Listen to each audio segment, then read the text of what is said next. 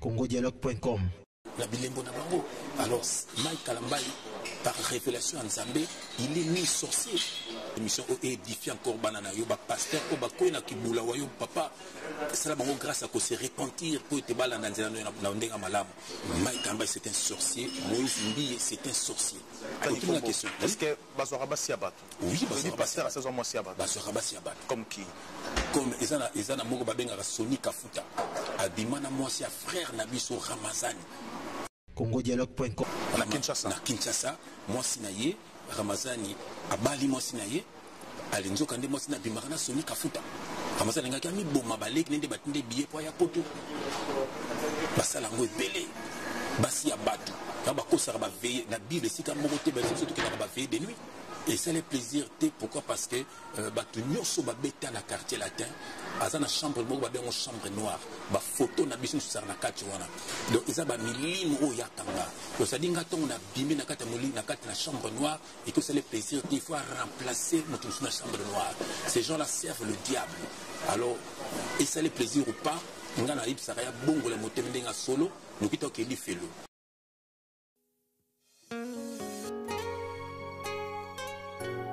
Hébreux chapitre 13, verset 4. La parole de Dieu déclare que le mariage soit honoré de tous et le lit conjugal exempt de toute souillure, car Dieu jugera les impudiques et les adultères. Il va ensemble wana.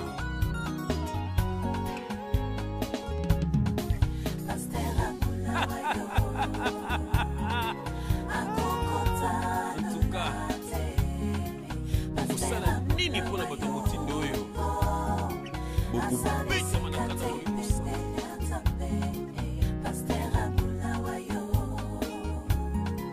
akokota lolate ya bulawayo tebano mabi sanesika pembeni ya nzambe banimiye bayaki pona mateya okomisi bango basina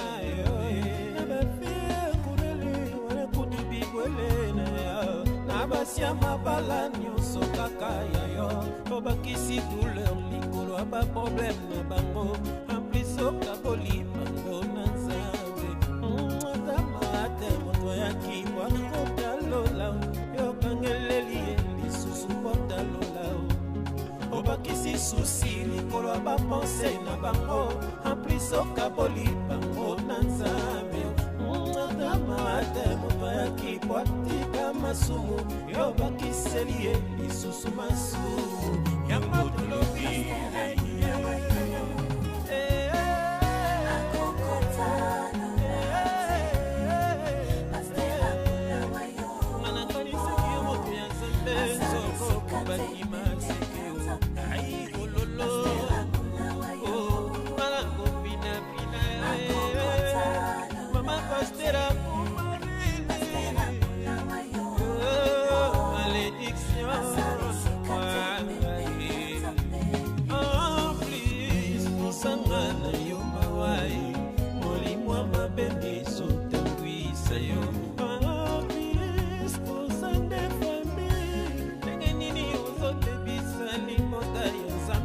les impudiques n'hériteront point les royaumes des cieux.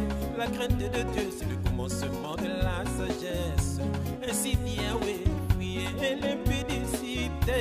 Les autres péchés sont en dehors de ton corps. Les impudiques n'hériteront point les royaumes des cieux. La crainte de Dieu, c'est le commencement de la sagesse.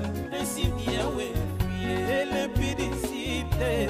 Les autres péchés sont en dehors de ton corps. Père de gloire, tout qui émission na maboko na yo, kamba biso papa, émission édifie encore banana yo, ba pasteur ko ba koina kibula wa yo papa. C'est là bango grâce à quoi se repentir pour te bala na nzela na ndenga malamu. Pe longola bani banana yo obazana kata perdition na kata maboko na bango.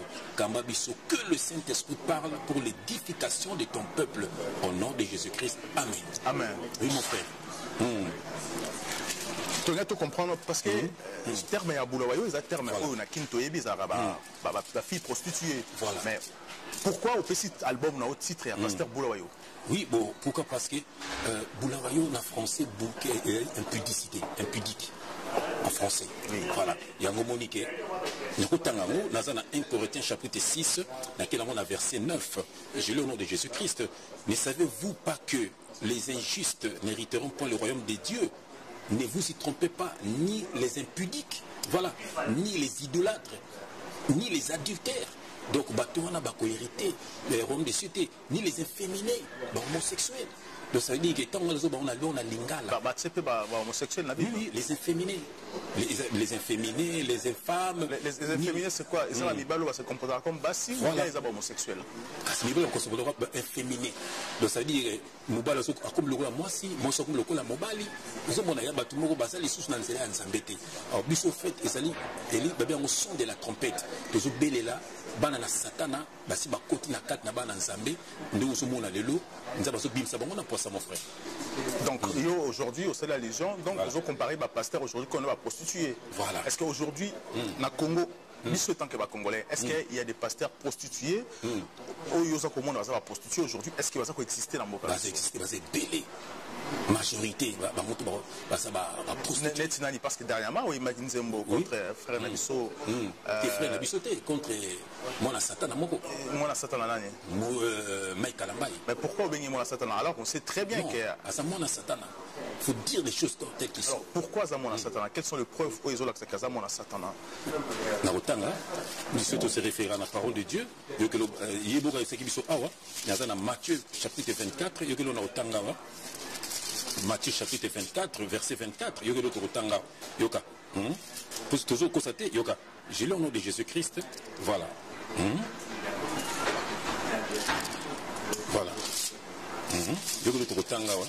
Matthieu 24, 24. Voilà. J'ai le nom de Jésus-Christ.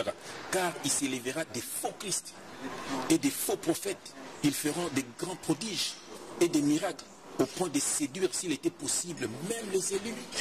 Des faux Christ et des faux prophètes. Donc, ça va faux. Donc, quand on dit faux, donc, on a Satan. Donc, on va séduire. Bible, c'est ce que babango, la bilembo na bango. Alors, Mike Kalambai, par révélation en Zambé, il est mis sorcier. Dans Zamba, la question, on a vision, on a songe. Voilà. Est-ce que comment tu m'as volé mon cœur? Oui. Nzambe a dit que Marc Kalambai, c'est un. Mike Kalambai, c'est un sorcier. Moïse Mbiye, c'est un sorcier. CongoDialogue.com. Aïbiso, comment on a songe? Mais Dieu parle à Nzamba, on a pas façon belé. Est-ce que Nzamba Lobina yo, c'est une façon nini, si je peux comprendre ça? Ah, mais ce n'est pas seulement Nzamba, on a ndenge belé. Est-ce que depuis aussi au. Bamukuna, moi on a Satan. Ouachaka Choko. Nani wana Choko? Ouachaka Choko, babenga Yesu qui. Asa na Kinshasa? Na Kinshasa. Nzondo, Denilesi, c'est un sorcier. Mais c'est compliqué. Frère Nabisou Moussou à Paris. À ça, on ira le Baloua, Bissema le Baloua, à mélange à refait, Chora Kouet, ça c'est un sorcier. Mais comment il va y un sorcier? Parce que, on peut tomber au talo, on va qu'il y un sorcier, parce que c'est vraiment comme non, il y a un enfant de Dieu, pour Ming Babengaranga. Ming Babengaranga, frère, Makanou se bosa solo. Mais ceux qui te le bito, le bandongo le bara, tu reçois son bon côté pour te foutre à Bassalo, te benga à l'église. Mais pourquoi? Vous avez beaucoup de mensonges pour vous foutre à l'église. Est-ce que tu veux comme pasteur, moi, par ma ouabengarang? Non, on a mais ça peut pécher lorsque vous avez péché. Parce que, écoute, ce qui, exemple, ce qui le lot, Chorakwet, à Beninga, peuvent savoir que, assez un pardon, prie pour moi. Ngane au dénoncer, mon toi seigneur pardon va prier pour naïe, je suis un serviteur de Dieu. N'étonné tous en aïe, ça c'est confié dans d'ailleurs si on a eu le baron à TV, non, je ne sais pas vous toucher yo, yo no yo sa témoignage na yo. Il y a parmi les pasteurs, on est en eux ba benganga, comme ça les frères, vraiment que Dieu te bénisse. Ozo aider biso. Même ba musicien mokil, ils en ont ba benganga pe, ozo aider biso mais continuer. Nzambe, alors ça la mission grâce. Alors, frère Jeff, tout en profondeur, nanze mona obula wayo. Message ni clé dans la katia la katia nanze mona. Bandimiye, bayaki pona mateao.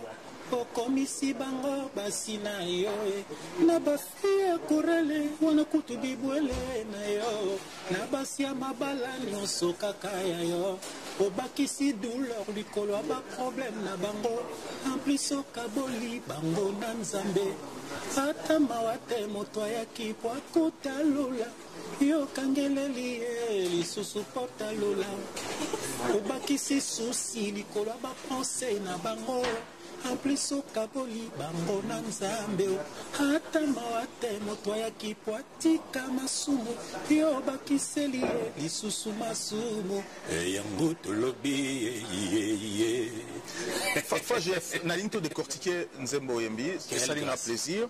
Est-ce que pasteur Obengo Baboula Wayo, Bakendara Église Nabango, est-ce que Mukolo Asuka aujourd'hui ceux qui trompent ensemble Betilelo, Bakendara Église Nabango Samel ensemble, ou alors Ignorant, va éviter que pasteur va te salam abe. Est-ce que Batama reconnaît les faits? Merci pour la autour de la question qui toko. C'est là na répondre à un verset biblique et c'est l'importance de répondre à un verset biblique et ngana loba. Et ça a livre nini. Et ça dans Matthieu chapitre 7. Matthieu chapitre 7, vous avez bien à répondre dans la Bible. Voilà, Matthieu chapitre 7. Matthieu chapitre 7. Voilà. Là, on a verset 21. J'ai lu au nom de notre Seigneur Jésus-Christ. Ceux qui me disent Seigneur, Seigneur, n'entreront pas tous dans le royaume des cieux. Okay? Mais c'est lui-là seul qui fait la volonté de mon Père qui est dans les cieux. Verset 22. Plusieurs me diront en ces jours-là, Seigneur, Seigneur, n'avons-nous pas prophétisé par ton nom? N'avons-nous pas chassé des démons par ton nom?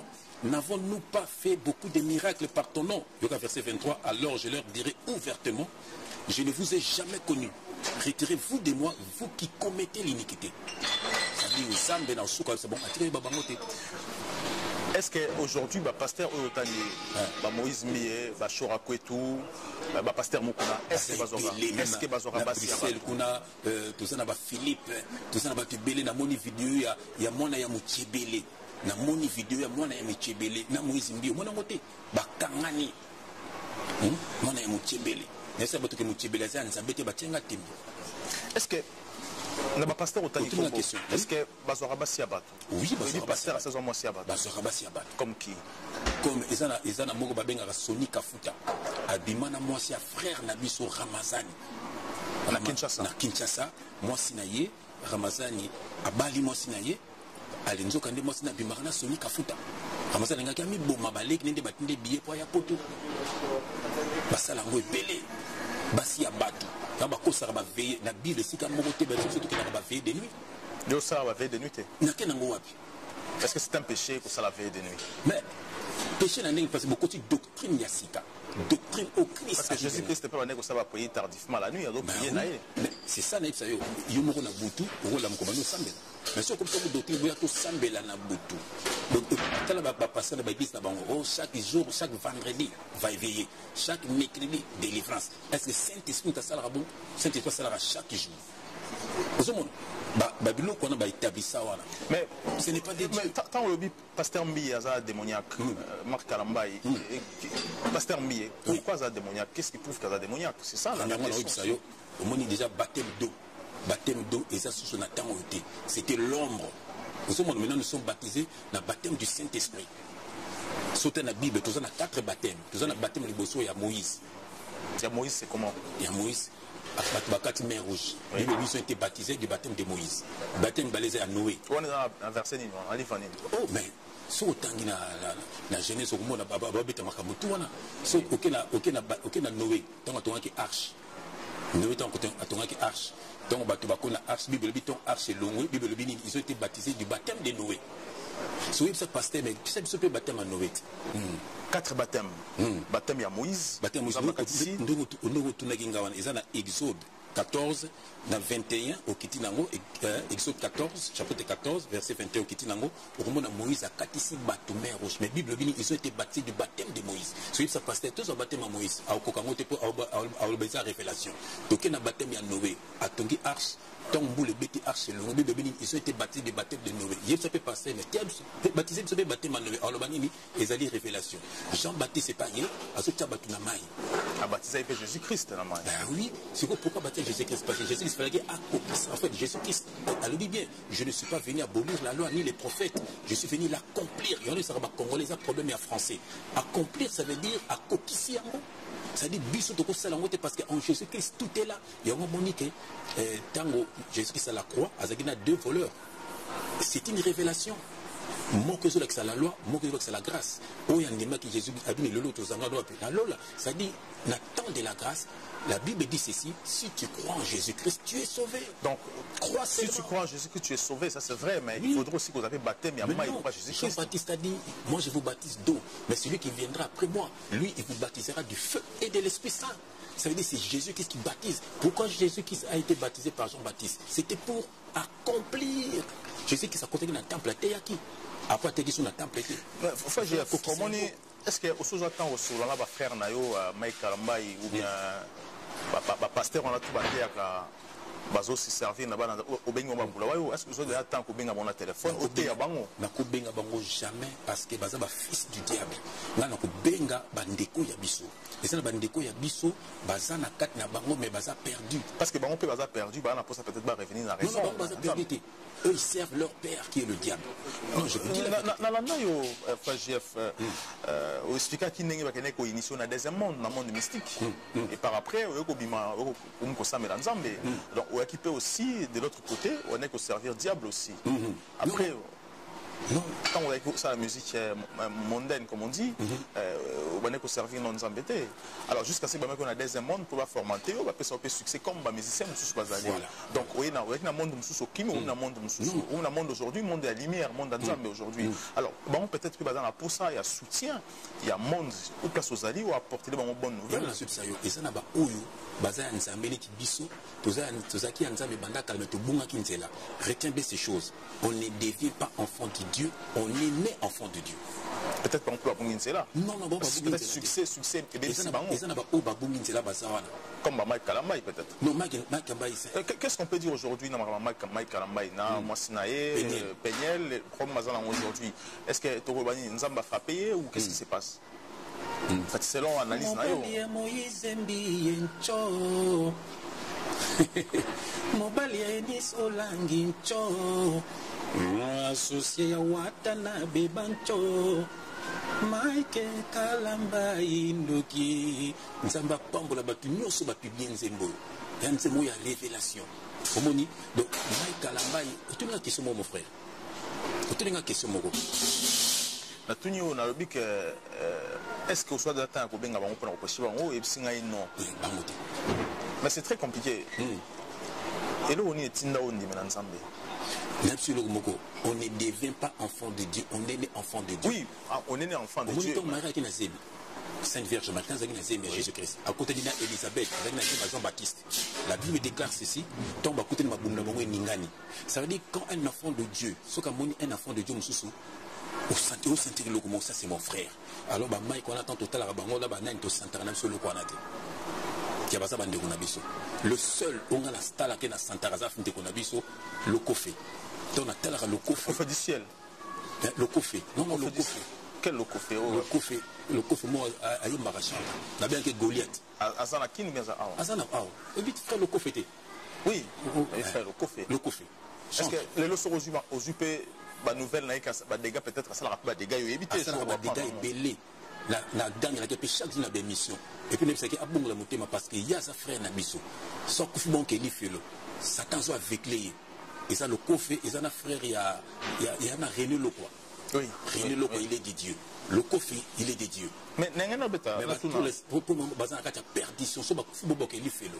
N'engana tuna question mo boye nengo comment au reconnaître que vous avez un ensemble, comme on dit, est-ce que ex-patron a eu au l'idée, est-ce que et ça les plaisir ou est-ce qu'il est contre ou bien ça les plaisir que yo zongina côté ensemble? Et ça les plaisir pourquoi parce que nous sommes à la quartier latin à la chambre une chambre noire ba photo na biso sur na kati wana donc ils ba milimo ya kanga donc ça dit ngato on a bimé na kati moli na kati na chambre noire et que ça les plaisir il faut remplacer notre chambre noire ces gens là servent le diable alors et ça les plaisir ou pas nga na yebisaka ya bongola motema ndenge solo noki tokeli felo parce que a détruire bato ebele. Est-ce que ye pas za mwana nzambe ou pas tant otalaka ye kofelo mi on atelaka ye aza mwana nzambe te donc akozonga pe mwana nzambe te akobonga pe motema te non aza mwana nzambe mais tant olobi ko bimi est-ce que oza sûr que photo non na ndako wana ezalaka lisusu te ezika déjà na kombo na Yesu Christ mais oyebi yango comment nayebi yango parce atakanga akokanga su te aujourd'hui ozaka bamenace aujourd'hui ya kofelo mi spirituellement nyonso tu bango tu bataka ngai est-ce que ososanta bien sûr nazalaka na frère nanga tangi okozwa mpe mon frère tangi ezalaka ngeseyelanga na ndako nalamuki boye natoki na ndako moko kolia nalamuki diarrhée ye frère nanga tangi azosanza biloko balesaki biso kuna osambelaki te avant yango botunaki nzambe tosambelaki kasi nzambe alakisi biso po nzambe alakisaka biso abitala biloko basali bino me na bikisi nanga bino ozomona donc tolie na fete wana tozonga konga na sanzi frère tangi asali diarrhée donc nzambe abimisi yango quelle grâce ozomona c'est ça donc bato bataka biso chaque jour ngalamuka boye motu pasi obengi frère tangi ye mpe kuna frère nga mpe motu moyen te kalami tomona teleki nango. Alors, au définir Nzambe comment aujourd'hui, soit nous Nzambe, au définir Nzambe comment définition Nzambe, soit nous yopona o Nzambe, parce que c'est très important. Batubele le loba ibi Nzambe, mais bazan a fouetté, baso la rappel Nzambe te. Est-ce qu'aujourd'hui, frère JF, est-ce que est-ce que au Nzambe comme ça? Parce qu'à l'époque on parlait Nzambe à Moïse, parce que quand on dit Nzambe à Moïse, Moïse parlait avec Dieu, Dieu de Jacob, Jacob parlait avec Dieu. Aujourd'hui il n'y a pas de différence entre frère JF et Jacob. Donc on peut aussi dire aujourd'hui que non, le Dieu de JF il faut quelle grâce. La plupart de Nzambe à JF il faut. Est-ce qu'aujourd'hui frère JF il faut comme la capacité de vous appeler Nzambe comme Nzambe à Moïse? Na repese au exemple moko ngai tona komaki nzembo maike kalamba indoki mobali ya ifet kalombo mcho mobali ya ini solangi mobali ya Moïse mbie tona meki nzembo wana nanu Peniel asalaki ba témoignage na été moi sinanga na ndako maman Françoise que j'aime elle dit mais papa comment tu peux chanter des chansons comme ça et c'est maman nzamba pesinga ngobo abi non c'est pas vrai frère nanga limi ya benginga abi frère côté internet Peniel azolo peut-être qu'il va utiliser à détruire ex-mobile. Peut-être que Mike a zongé la kimona maman Olangi, que Mike a pena Yvette Kalombo, que Mike c'est quoi il peut ce qui nous amba solo laka. Donc là on a le bac on a nulle part. Donc aujourd'hui tu vois que non Nzambe à Jeff Fonge. On ne peut pas dire ça parce que c'est l'idolâtrie. Non, comme on dit Nzamba Moïse. Oui. Nzamba Moïse existe. Dieu de Jacob. À l'époque, c'était comme ça. Voilà. On peut appeler juste Dieu de Jeff Fonge. Non, aujourd'hui, c'est un nabi que bon. Peut-être que Naï, na évité ceux qui nous amènent à Gaza, vraiment Nzambe. Oui, mais na moni que Nzambe au frère Jeff assemblé là, au salon mamine, au salon penaya solo. Je peux aussi dire que non Nzambe Jeff Fonge consulte-moi comme on dit le Dieu d'Abraham aujourd'hui. Amen. To le barango. La Bible pourquoi beaucoup m'a dit d'Abraham. Pour bala c'est que Nzambe wana ye wana. Est-ce qu'il y a une différence entre Abraham et Yo aujourd'hui? Est-ce que différence? Nous sommes tous les enfants de Dieu. Baza ba ine na biso na foi. Baza ba ine na biso na foi. Ndeki de toki na musique amokito baba kofu baza ke ba ine na biso na makama musique. Voilà. Donc na nenga bunzambe ba tout cela baza ba ine na biso na foi. Même les 12 apôtres ba ine na biso na foi. Donc biso ce comment biso peut tour na biso apôtre biso peut bamso baza koya. Alors on a essayé un plaisir parce que depuis que je ne dirais pas qu'on s'est converti, Ozongi a raison en tant que moi en Nzambe. Amen. C'est la première fois dans mon âge depuis que Ozongi a raison en moi en Nzambe. Quelle joie immense. La moni transformation à ma casse.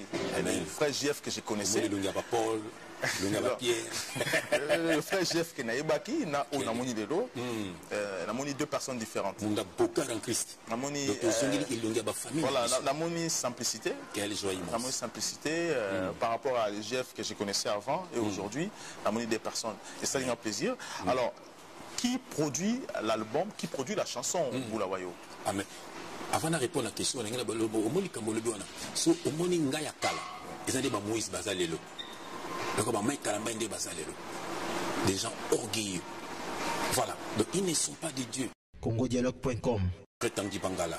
Alors Frère Tanguy Bangala ils appellent frère Ono Rozo Prio pour essayer un peu de parler sur la production et l'album là et et ça album mais c'est juste un moment non en fait moni Moïse devant main rouge a bagité na katisa aleli pa nzambe nzambe ebisi me elo nous avons na mabo na kan salela kan na yo et révélation mobimba on lati nini moni ti yo eloko nzambe apesi yo mosala ozosalela ngo donc bato ebele fo basalela eloko nzambe apesa bango omoni ngai nzambe apesanga don ya koyemba don ya koteya c'est-à-dire à partir ya don wana yango moni biso album tokosa album te parce que biso toza bapayen te on peut pas vendre l'œuvre de Dieu jamais. Est-ce que peut-être vous avez pour ça parce que tu es bien la visibilité est-ce que vous avez pour ça visibilité ou pas parce que tant que ici nous aimons voilà ils sont encore sur scène ils ont manqué ou ils ont un musicien ou pas.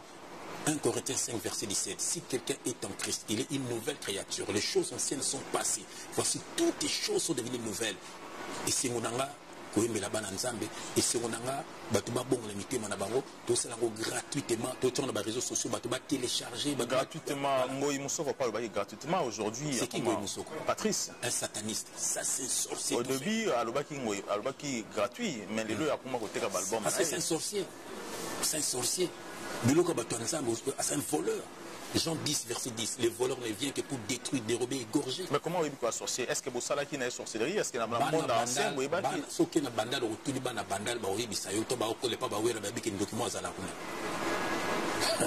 Peut-être qu'il y a physique, non, c'est pas vrai. Talaka Ouera na vinae. Abasela ensemble. Ouera sorti voyage à quitter na Kini. Basela basolo la bien wana. Bana banda ben ngoloba. Ba okuta na ba mi balé. Ba keti na ndako ba para ba koti. Quelques minutes après, bimi ouera bimi aki. Bagina osani. Bato mo mazolo. Aki na osambela peut-être ouera. Parce qu'il y a le ba ouera a osambela nzamba za mona nzambe. Ko osambela ouera ndenge nini? Moi c'est comme pasteur. Ouera sana biloko a dragon. Ouera sana biloko a dragon.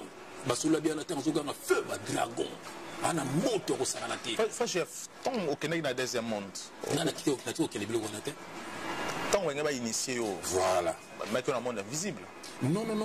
En fait, moi quand on a un monde de musique, na milieu musique, au côté na banganga, bas fréquentar ba milieu wana. Ndenge na kutana pe na moko, abisinga ke non, batingi Lucifer azana besoin nanga parce que naza leader. Au moni, le na bonzabe na monde qui leader, ça veut dire biso tout ça bato ko kumba bato.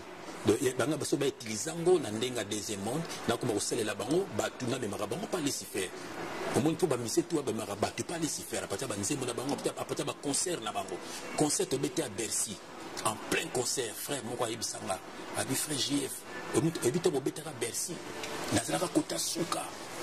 Donc, il y a 4 ans, je mbala mwasi moko abimi katikati na biso azongenga loka mwinda na katikati na bango biso na podium ndazo sanga bitanga mulika bon akinso to malili a sentir que moi ça monta mokili ote abimi na salle wana mbala moko azui na voiture azongi Belgique comment ressemble bamo so maintenant na bongo de motema lukanga aprobete la témoignage to ngana essayer mona ba conseiller bo mona wana public wana mingi ba to bayaka wana ba to mokili ote est-ce que vous êtes matérialiste? Jamais. Bato benga même na mokili. Na tika la ko lula bloka mokili te. Donc aujourd'hui frère Jeff Ifongé vit na ya kalatiki ba chéri na otu ya kala batiki est-ce que va déranger ka toujours? Non ba comprendre que naza mama nzamba solo. Ba déranger ka quand même ba déranger ki autant bana basi. Oui. Non parce au moins aussi tant ba tala ba non frère Jeff bon mama ya solo. Vous savez confession pas madame Nao que moi c'est naïe voilà camarade nangai tout soir les bien vous savez confession bien sûr bon nous t'avons fait confession mais les gars tout ça là qui des agiotés en fait ouais c'est l'engagé ouais comprenez que makasi wana mutu nanga ngabe ke pile petit nanga bien mutu nzambe yé marumanga nyonso. Alors message nous repassé na ba congolais ba nzambe tout bazolandao actuellement voilà. Bana nzambe bolanda na otengela bango verset moko et kamba bango naza na Jean vraiment bana nzambe tout ilo na otengela bango yangoyo bana nzambe nyonso naza na Jean 10 verset 27. Je lis au nom de Jésus-Christ. Ici c'est Jésus-Christ qui parle. Mes brebis entendent ma voix. Je les connais et elles me suivent.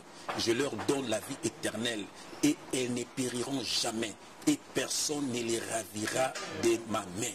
Personne ne les ravira de ma main. ils se bana nzamangwana balongwa na idolâtrie balongwa na esclavagisme ya ba faux pasteur Jésus-Christ abi ba brebis ayibi bango et puis balanda kanye et puis mutu moko ta ko botola ba brebis na maboko na ye donc bana nzambe balanda ka Jésus qui balanda bato mokilité maudit l'homme qui se confie dans l'homme. Merci beaucoup frère Jeff Fongé. Je rappelle que au Salinse Monayo pasteur Boulawayo. Voilà, merci de nous répondre à la question d'Abisso. congodialogue.com